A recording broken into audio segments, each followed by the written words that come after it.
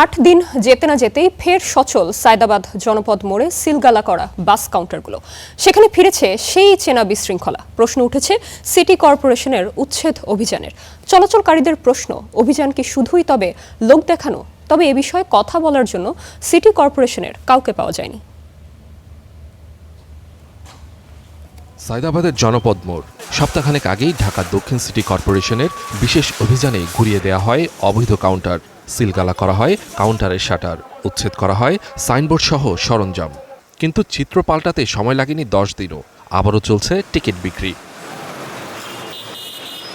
বাস কাউন্টারের ম্যানেজার স্টাফরা বলছেন, মালিক পক্ষের সাথে সিটি কর্পোরেশনের আলোচনার ফলে তাদের এই কাউন্টারগুলো ব্যবসা করার জন্য খুলে দেওয়া হয়েছে। সিটি কর্পোরেশনের এবং আমাদের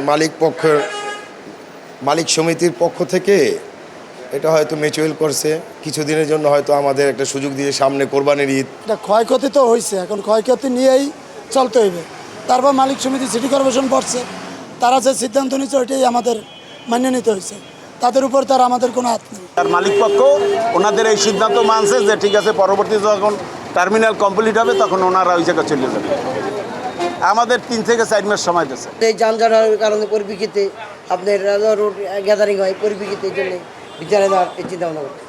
অভিযানের মূল উদ্দেশ্য ছিল রাস্তা দখলমুক্ত করে যানজট কমানো, অথচ বাস্তবতা হলো এখন রাস্তার উপর গাড়ি দাঁড় করিয়েই যাত্রী ওঠানামা করা হচ্ছে। ফলে সায়দাবাদ থেকে যাত্রাবাড়িগামী সড়কে সেই চিরচেনা যানজট এখনও নিত্যসঙ্গী। আমরা যেটা জানতে পারছি যে তারা সিটি কর্পোরেশনের সাথে কথা বলছেন এবং তাদেরকে নাকি 3 মাসের জন্য খোলার অনুমতি দিচ্ছে।